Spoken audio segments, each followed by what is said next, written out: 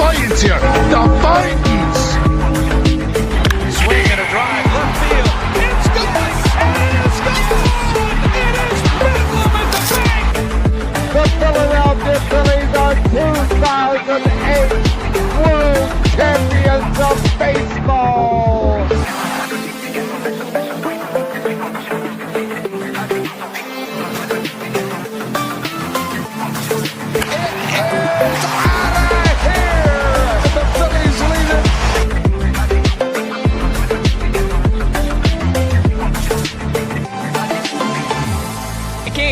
Podcast right here. You already know. Go fucking subscribe. You are now listening to the 302 Birds Phillies postgame show with KJ McCoy, Ballpark Tommy, Dalt, and Fratty. Proudly powered by TickPick. Check out the link in the bio for $10 off your first order today. Let's take it to the show. Ladies and gentlemen, this team fooled me, you, and the Delaware Valley yet again. I think it's time for a chat. Going into this year, we saw some bright spots from a lot of this lineup. From Justin Crawford to Andrew Painter to Kyle Schwarber hitting shore bombs. From Trey Turner getting on base. From Bryce Harper having a nice spring to Zach Wheeler showing signs that he was progressing faster than people anticipated. To Aaron Nola looking good. To Christopher Sanchez looking good. And the Phillies started out pretty good. Justin Crawford with the walk-off hit against the Nationals. But then reality really sinks in. You lose the series to the Rangers. You lose the series to the Nationals. The Rockies kick your butts. You lose the series out in San Francisco. You go 20 innings without scoring a run. And you come back home, 38,000 plus and change, back to the bank. And I thought, oh, this is where they turn it on. And that first inning was nice. But then they reverted back to the same team they've been since 2023. When the lights are brightest and when it matters most, this team flailed out yet again. Yet again. It is, as Jordan Domitz declares in the chat, it is the same old Phillies. They lose today 5-4, and they have in one game 16 strikeouts.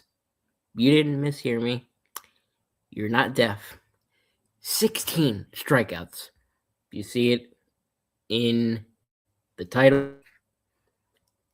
And unfortunately, that is why I think this team is not going to go far in October. Because Dave Dombrowski was content with the way the offseason went. That, and apart with your stars, your $330 million man in Bryce Harper, your $300 million contract in Trey Turner, your guy that is supposed to hit 50 home runs, comes in 2 strikeouts and is hitting a $182 under the Mendoza line. Harper, a strikeout, hitting 245 on the year. There is one guy that is hitting above 500, or that is hitting above 300, excuse me. And he's in your 9 hole, being Justin Crawford.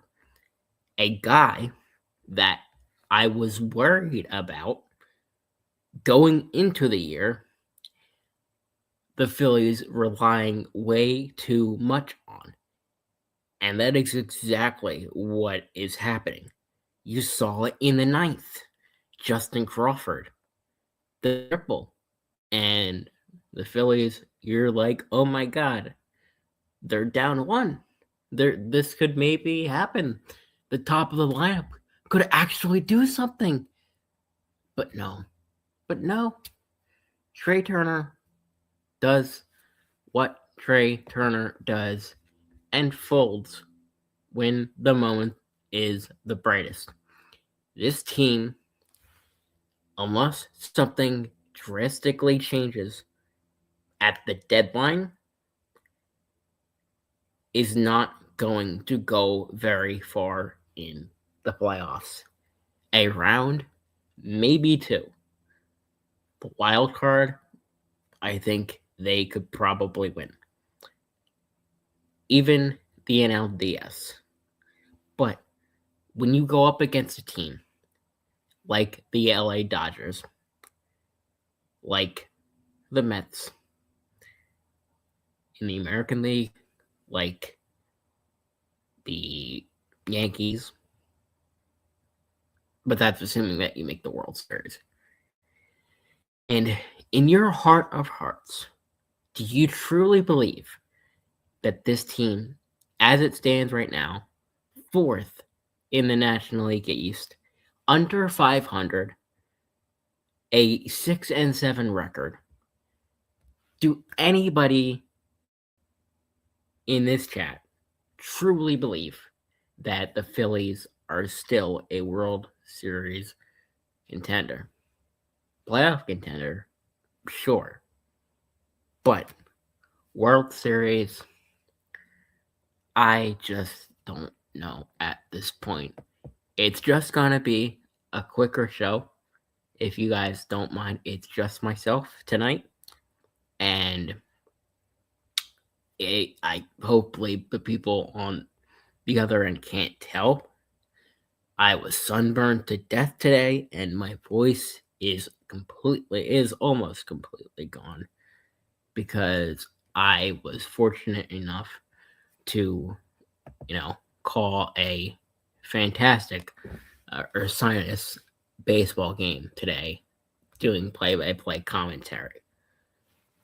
And the fact that my Ursinus Bears, a Division III baseball team, had less strikeouts than the Philadelphia Phillies tonight, showed more effort, putting in 13 runs against good pitching, showed more effort, more heart, and more desire to win than a roster with an owner that is worth billions of dollars, a top of the lineup that is probably north or near a billion, and they give you 16 strikeouts after the first inning. That was nice. And you know what? Props to Marsh, props to Bryce. But honestly, I don't even want to talk about that first inning. Because what do you do after that? The second, 0. Third, 0. Fourth inning, 0. Fifth inning, 0. Sixth inning, 0. Seventh inning, 0. Eighth inning, 0. Ninth, 0. That's 8 innings of no runs, none, against Seawald and Mike Soroka. Mike Soroka, bro. In 2026, Mike Soroka's tearing you down? Like, you have got to be kidding me. This is a joke. This is honestly a joke. Soroka, he went 5 2/3, 5 hits, 4 runs, 4 earned, and 10 strikeouts. 10 strikeouts. You had Loizaga come after him, because you think, any reasonable person would be like, hey, this guy let up 4 runs. This is going to be a hit parade. So Loizaga comes in, pitches an inning, 3 strikeouts. Morello comes in after him, pitches one and a third, 3 strikeouts. And then Seawold comes in. Paul Seawold, the same dude that destroyed you in 2023 when they kicked your butts 2 games in a row at Citizens Bank Park to beat you to go to the World Series. Destroyed you.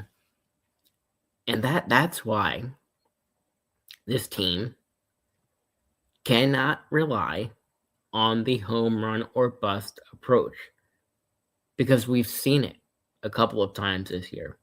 When it's going good, it's going good. And when it's going good, it's going great. But we've seen what it has been like the last couple of games against real pitching. Or should I say, real pitching for the Phillies. Because imagine what this is going to be like in October. You're going to be going up against arms like Tyler Glasnow, Blake Snell, Spencer Strider,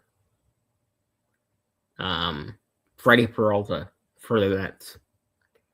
And if the Diamondbacks get in, which, seeing how they did, I would not be surprised. If Zach Gallen killed us again. I think we play him this series. I don't know if it's the Taiwan Walker game, which I think is tomorrow, which is probably going to be another loss, because Taiwan Walker is a minor league pitcher and should not be anywhere near a major league roster. But because we owe the guy $18 million or whatever, just like Nick Castellanos, we have to be stubborn and keep him on the roster and then wait till the last second to maybe trade him and then get a bag of potatoes in return, or for what we did with Castellanos, and have to eat the entire goddamn salary. It's just, it is a complete and utter joke.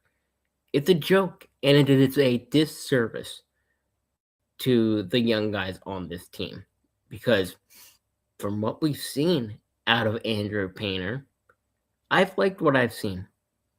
That San Francisco game was rough, but his first start against the Nationals, 8 strikeouts or whatever. Yeah, bro, I will take that any day of the week. And it's a shame. It is just, it's a damn shame, because you're doing exactly what I feared. You're relying too heavy on the rookies to carry you to relevance, when the guys that should be doing it are guys that are worth $800 billion. It's a simple concept, and I don't understand why this team doesn't understand or want to acknowledge said concept. Adolis Garcia, he honestly has impressed me so far this year, but he did not show up tonight. 2 strikeouts, 0 for 4. Alec Bohm, dear God, Alec Bohm, he looked awful tonight, and it's a shame again, because we've tried to trade for this dude. We tried to trade this guy away. It feels like for the last 5 years. and nobody is taking him. But at the same time, we are overvaluing him and trying to trade him for guys like George Kirby. You remember that trade rumor with San Diego a few years ago? Or not Seattle a few years ago?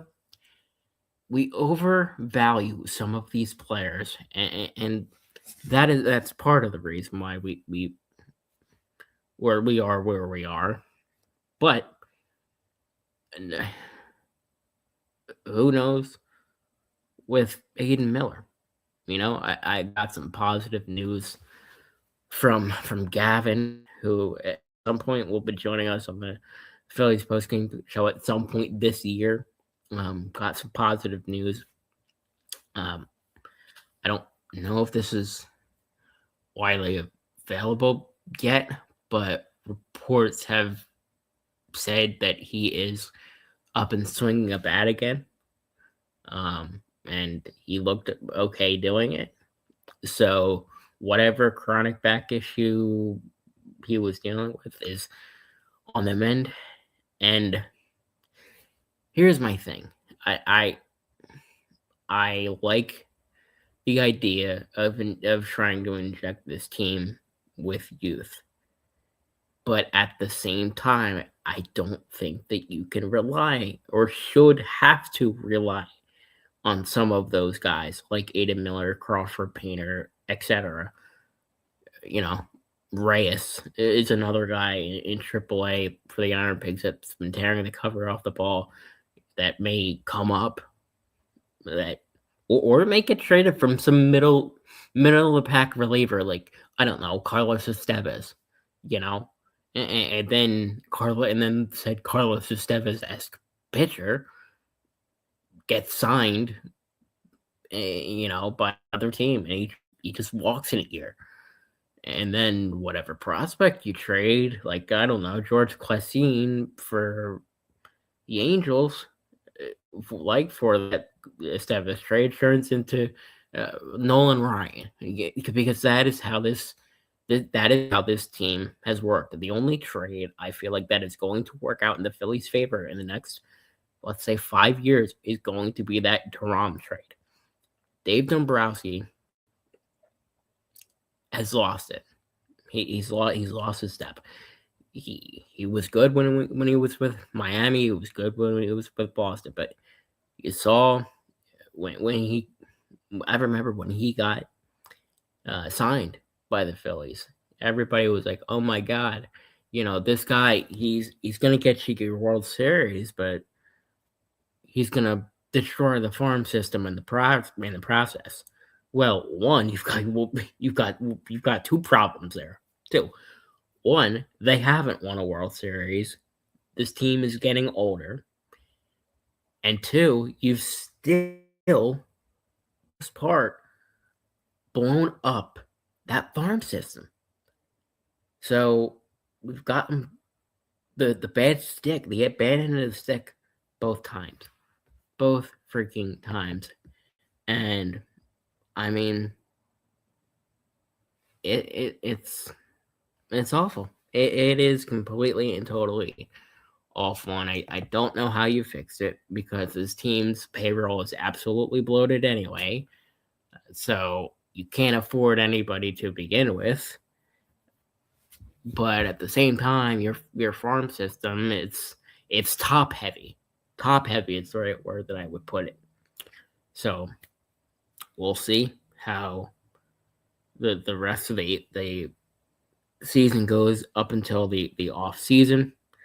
But you know, until then, I don't know what you're gonna do, because you can't keep going like this. When the Miami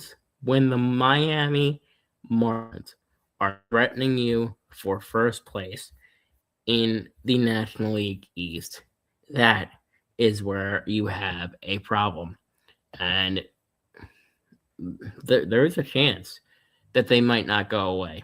But at the same time, you can't win when Jesus Luzardo loses it like that again. And Jesus Luzardo, and I think you can maybe put Christopher Sanchez in that same boat. This team, one of, I guess, their strategies is saying, hey, you have to get carried by this pitching staff, even though you lost Ranger Suarez, even though Zach Wheeler is coming back from a nerve surgery from, last year. So you don't know how he's going to do. Your pitching staff has got to carry. And you've seen what it's been like when Jesus Luzardo and Christopher Sanchez do not carry. Luzardo was hit with his second loss of the year, and he went 4 2/3, 5 hits, 5 earned runs, 3 walks.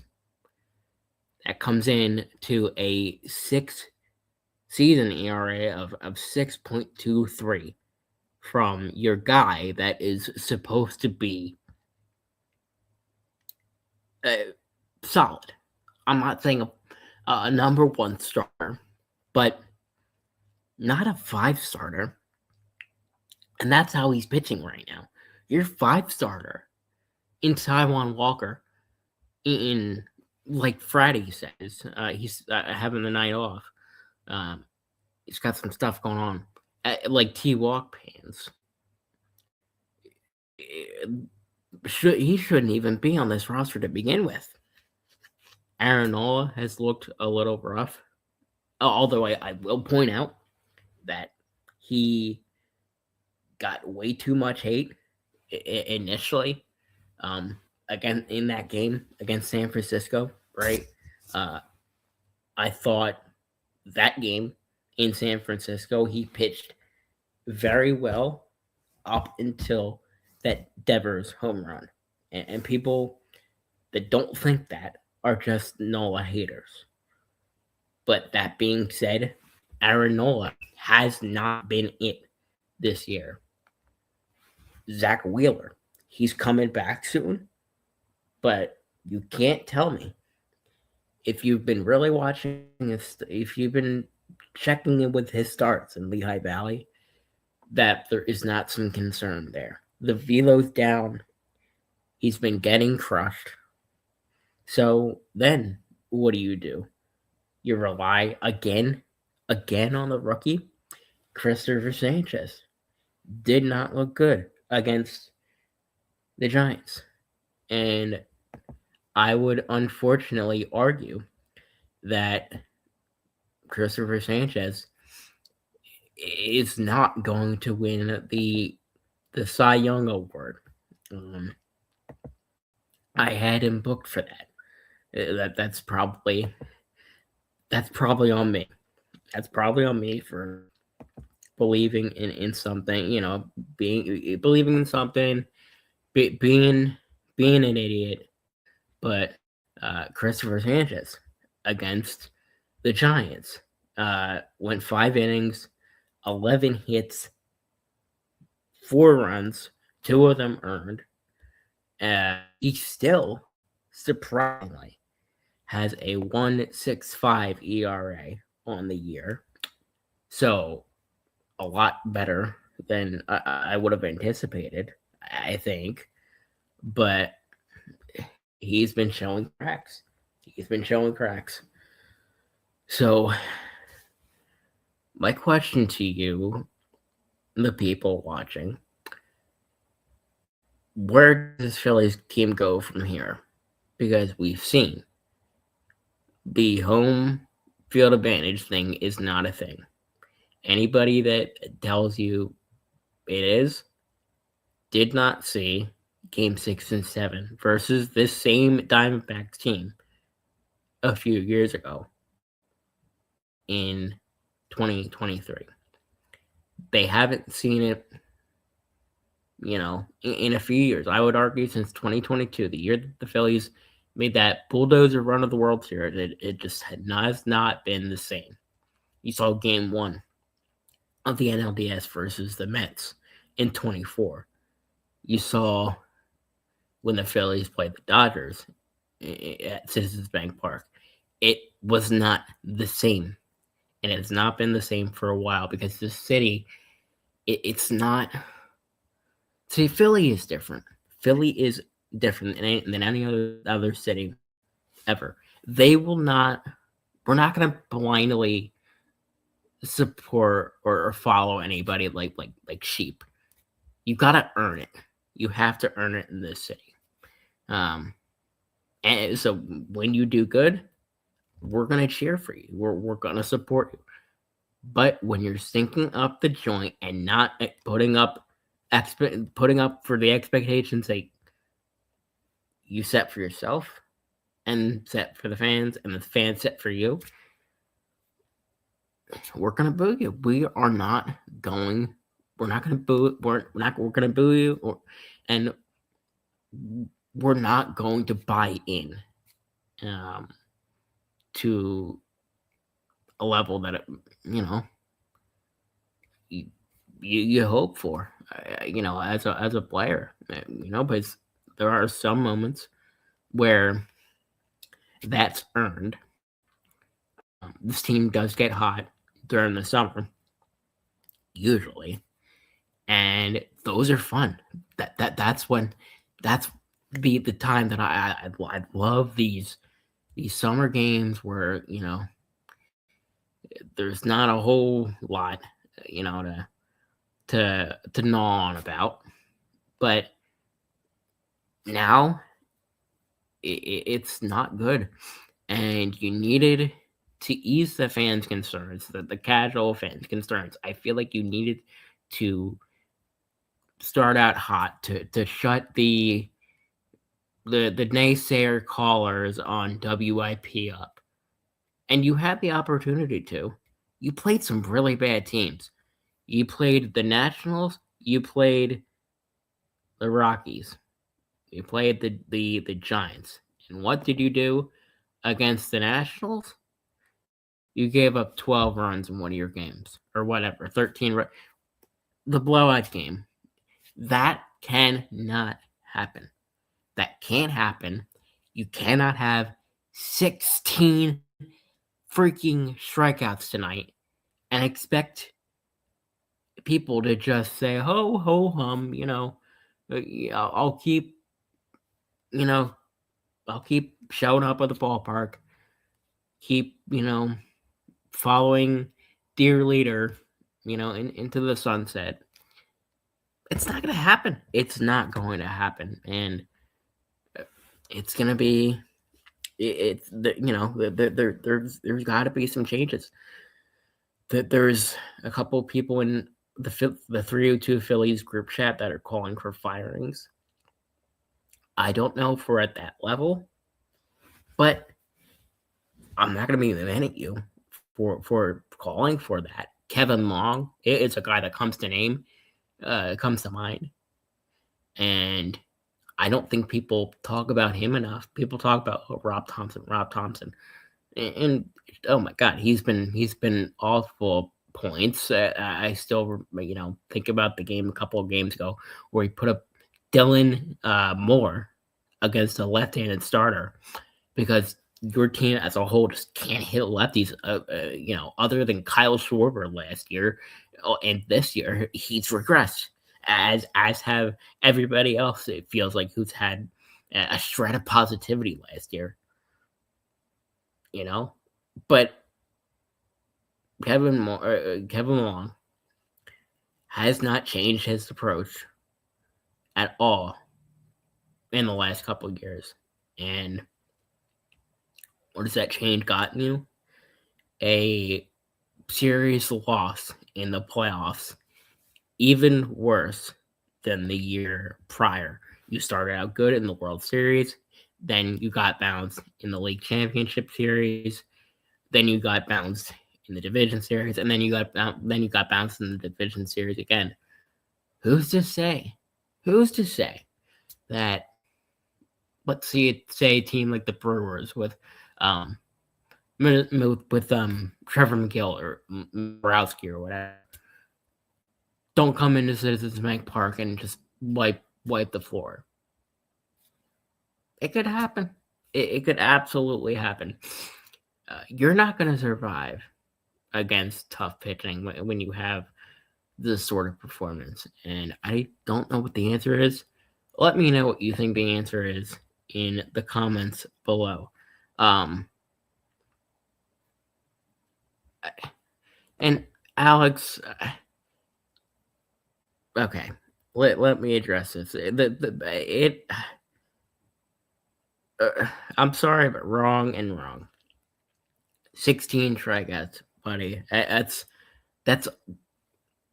is the icing on the cake. It's 16 strikeouts against Paul Sewald, bro. Paul Sewald, and it can't happen. And about the season ending in June part, here's my thing. I'm not gonna be surprised if they start out hot in June, the summer months. They always do this. If you've been a lifelong Phillies fan, or a fan for the last couple of years, this is exactly the playbook. They'll start cold in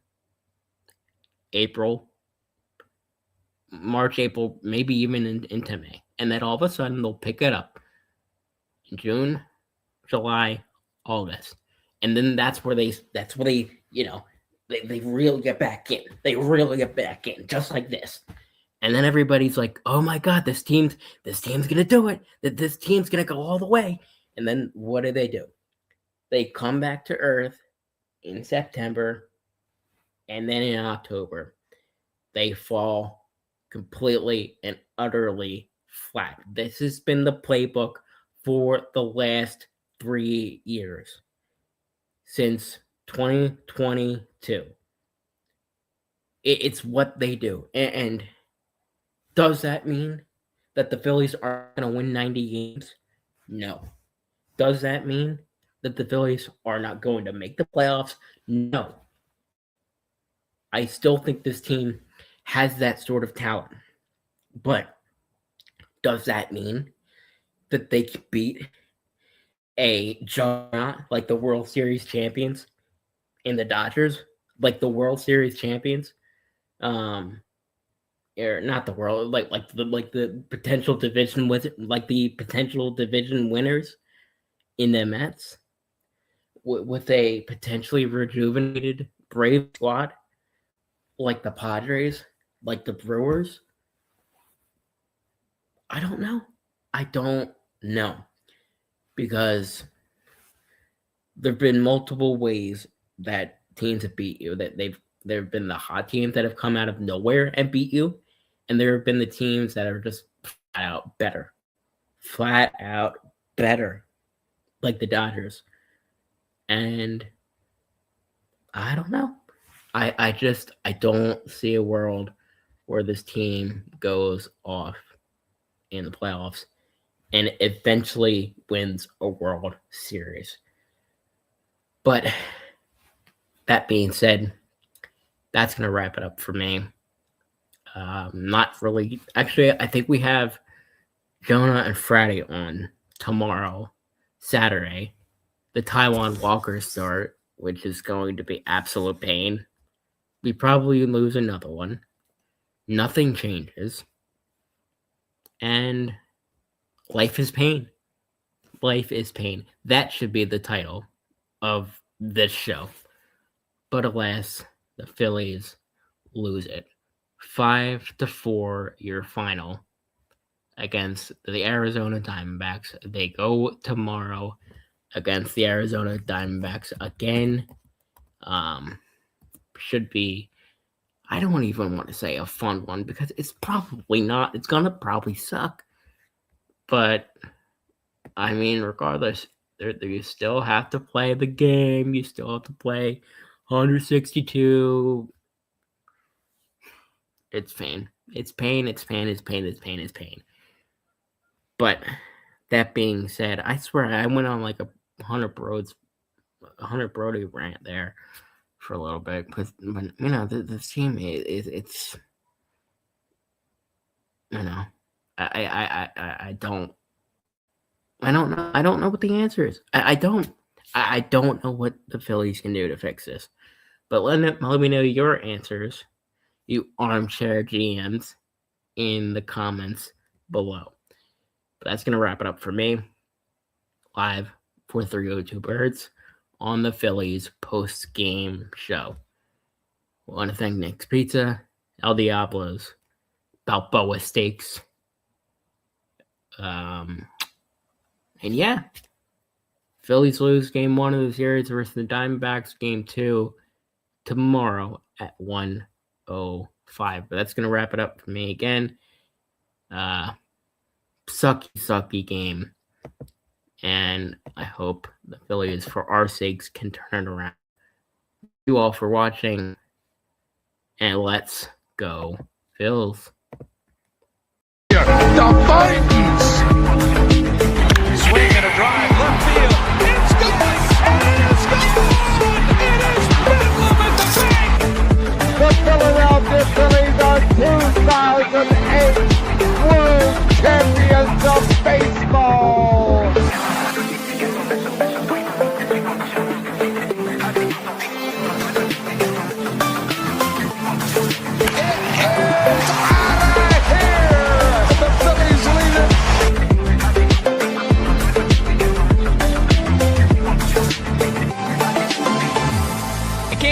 Podcast right here. You already know. Go fucking subscribe. You are now listening to the 302 Birds Phillies postgame show with KJ McCoy, Ballpark Tommy, Dalt, and Fratty. Proudly powered by TickPick. Check out the link in the bio for $10 off your first order today.